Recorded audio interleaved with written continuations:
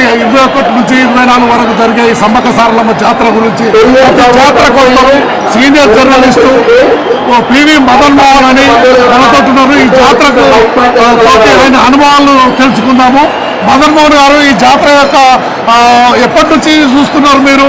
నేను 86 నుండి ప్రతిసారి మేడారం జాతరకు రావడం జరుగుతున్నది. ఆనాటికి ఈనాటికి చూసినట్టయితే ఆనాడు బస్సులు, విశాలమైన రోడ్లు లేకపోవడం, ప్రజలు ఇబ్బంది కావడం, తర్వాత మనకేంటంటే బస్సులు ఎక్కువ కావడం ఏంటంటే చిన్న రోడ్లు కావడం. మనకు మేడారం జాతర చేరుకోవాలంటే ఉదయం వరంగల్లో బయలుదేరితే అది సాయంత్రం వరకు జరిగేది. ఇప్పుడు ప్రభుత్వాలు ఏదైతే విశాలమైన రోడ్లు చేసినాయి, అంతర్జాతీయంగా ఈ జాతర పేరు వచ్చింది. కేంద్ర ప్రభుత్వం జాతరగా ఏంటంటే దీని యొక్క రాష్ట్రాన్ని ప్రపంచ ఏడారానికి పోటీడుతున్నారు. ఉదయం వరంగల్ నుండి ఇక్కడ చేరుకోవడానికి సుమారు 6 గంటల సమయం పట్టింది. కారణం ఏంటంటే ఈరోజు శుక్రవారం అమ్మవారికి మొక్కులు తీర్చుకునే దినం. ఎందుకంటే శుక్రవారాన్ని చాలా ప్రాశస్తంగా ముఖ్యంగా మహిళలు, గ్రామీణులు నమ్ముతుంటారు కనుక రద్దీ బాగా ఏర్పడింది. చాలా మంది ఇక్కడ రావడం జరుగుతుంది. ఎంతమందికి ప్రయాణం అవుతున్నారు, అంతమంది ఇక్కడికి చేరుకోవచ్చు.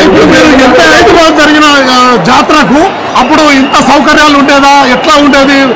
భక్తులు ఏ విధంగా ప్రయాణించేది? ఎట్లా వెళ్ళాలన్నా శివశాస్త్రులు మనకేంటంటే ఇప్పుడు 85, 86 చూసుకున్నట్టయితే చాలా మంది ట్రాన్స్పోర్టేషన్ లేవు కనుక, రవాణా సౌకర్యాలు లేవు కనుక వాళ్ళు వాళ్ళు తాత్కాలిక ఉండి 3 రోజులు ఇక్కడ ఆనందించేవారు. ఇక్కడ తెలంగాణలో ప్రాసెస్ మేడారం జాతర ప్రారంభానికి ముందు నుండే, ఒక నెల రోజుల ముందు నుండి వాళ్ళు అక్కడ వేములవాడ రాజరాజేశ్వరుని, కొండగట్టు అంజనను, వివిధ దేవతలను కొలుచుకొని ఇక్కడ మేడారంకి వచ్చి అమ్మ దీవెనలు పొందుతారు. ముఖ్యంగా ఓడి బియ్యం, బెల్లాన్ని సమర్పించి తన్మయత్వం చేస్తారు. అంటే ఒక విశిష్టం ఏంటంటే తెలంగాణనే కాక మొత్తం ఛత్తీస్గఢ్, ఇతర రాష్ట్రాల్లో కూడా ప్రతి ఒక్క ఇంటిలో సమ్మక్క, పెద్ద సమ్మక్క, చిన్న సమ్మక్క, పెద్ద సారయ్య, చిన్న సారయ్య, ఈ విధంగా ఈ దేవతల పేర్లు ఉండడం మనం గమనించాల్సిన అంశం. ఉత్తర తెలంగాణలో ఈ పేర్లు చాలా మంది పెట్టుకుంటారు, చాలా మందికి ఉంటాయి. అయితే గతంలో ఎడ్ల బళ్ళు బాగా శివసత్తులతోటి, పూనకాలతోటి మారిపోయే మేడారం జాతరలో ఇప్పుడు ఆ వైభవం అవ్వబడుతుందా? అంటే ఇది కొంచెం పాస్ట్గా అంటే ఇది ఎంత రవాణా సౌకర్యం మెరుగుపడినప్పటికీ చాలా మంది గ్రామీణ ప్రాంతాల వాళ్ళు తెలంగాణలో జరిగే తిరునాళ్ళు కానీ జాతరలు కనుక చూసినట్టయితే వాళ్ళు సాంప్రదాయబద్ధంగా ఎడ్ల బండ్ల పిండి రావడం జరుగుతుంది.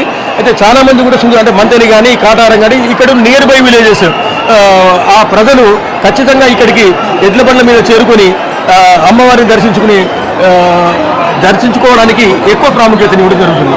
అయితే గతంలో ఇలా భక్తుల సౌకర్యాలు చాలా తక్కువ ఉండే, భక్తుల సంఖ్య చాలా తక్కువ ఉండే. ఇప్పుడు రాను జాతర 1 కోటి పైచిలకు భక్తులు వస్తున్నారు అని అంటే దానికి ఏంది? సమ్మక్క తల్లి దీవెనలేనా? సమ్మక్క తల్లి ఇచ్చే కోరికలు తీర్చే దేవత కదా, లేకపోతే మందిని చూడడానికి మంది వస్తున్నారు? లేదు, అది ప్రజల్లో నిగూఢమైన విశ్వాసం ఏర్పడింది. అమ్మవారిని దర్శించుకుంటే మంచి జరుగుతుందని. అంటే ఇప్పుడు ఇక్కడ మనం కనుక ఈ ప్రజల్లో కనుక ఎవరిని అడిగినా కూడా మీరు ఎన్నిసార్లు మేడారంకి వచ్చారంటే సుమారు మేము 5 సంవత్సరాలు 10 సంవత్సరాలు తర్వాత ఇప్పుడు మనకు చాలా ఇంపాక్ట్ ఏంటంటే ఇప్పుడున్న యువత ఆధ్యాత్మిక రంగం వైపు వాళ్ళ ధ్యాస ఉంది. చాలామంది కాలేజ్ స్టూడెంట్స్, చాలామంది పెద్దవాళ్ళు కూడా ఈ ఆధ్యాత్మిక రంగం వైపు వీళ్ళ ధ్యాసను మరల్చాలనే ఉద్దేశంతో ఇటువంటి మహత్తరమైన జాతరలకు తీసుకురావడం జరుగుతుంది. అందుకని ఈ రద్దీ అనేది ఏర్పడింది. ఇప్పుడు మనం ఇక్కడ మేడారంలో ఈ సాయంత్రానికి కనుక మనం చూసినట్టయితే అనేక వేల మంది ప్రజలు వస్తున్నారు. పోలీసు వారికి సాధ్యపడగా వాళ్ళు ఏంటంటే అన్ని గేట్లు ఓపెన్ చేయడం జరిగింది. అయితే మేము ప్రజలతో విన్నవించేది మనం మీ డింబాయ్ టీవీ ద్వారా జాగ్రత్తగా ఉండాలి, జాగ్రత్తగా దర్శనం చేసుకోవాలి. ఎందుకంటే పిల్లలు ఉంటారు, తర్వాత ఆర్నమెంట్స్ వాళ్ళకి ఆభరణాలు ఉంటాయి, తర్వాత వాలెట్స్ ఉంటాయి, డబ్బులు ఉంటాయి. అవి నష్టపోకుండా చూసుకోవాల్సిన బాధ్యత మన ప్రజలది. ప్రభుత్వం ఎంత చేసినా మన ప్రభుత్వాన్ని సహకరించినప్పుడే ఇటువంటి మహాకుంభమేళాలు విజయవంతమవుతాయని ఆదేశిస్తున్నాను. అయితే ఇప్పుడు భక్తులు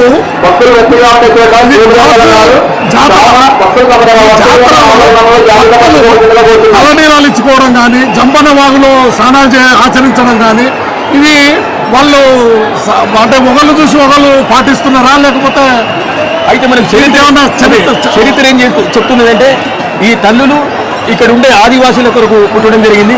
ఈ కుటుంబం అంతా ఏంటంటే కాకతీయ రాజులతో జరిగిన కప్పం విషయంలో జరిగిన పోరాటంలో వీరమరణం పొందడం జరిగింది.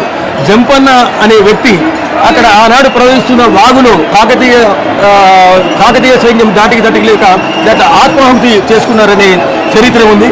వాళ్ళు ఏంటంటే మహనీయులు ఈ ప్రదేశం కొరకు ఈ దేశం కొరకు ప్రాణత్యాగం చేసిన తర్వాత మేము కూడా పునీతులు అవుతామనే ఉద్దేశంతో జంపన్న వాగులో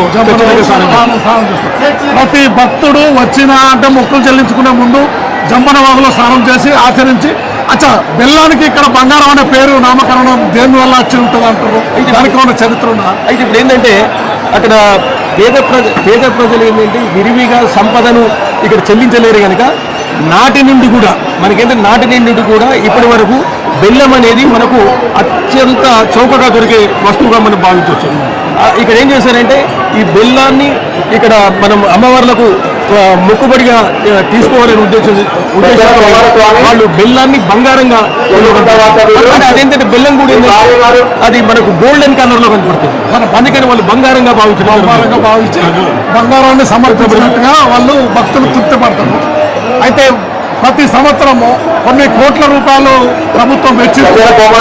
ఈ టెంపుల్ కు వచ్చే ఆదాయం చాలా మంది ఈ జాతర కాబట్టి ఈ పూజారులకు సగం వాటా ఇచ్చి సగం మాత్రమే ప్రభుత్వానికి దేవాదాయ శాఖకు చెందే విధంగా ఉన్నది.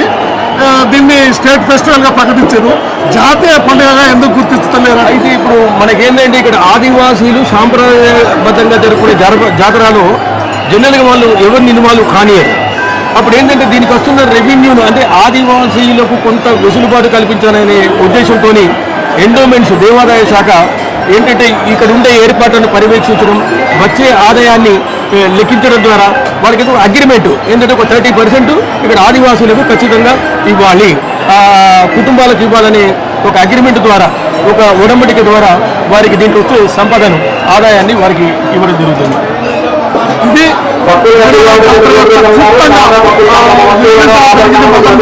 ధన్యవాదాలు. తిరిగి మరో వీడియోలో కలుద్దాం. What to demat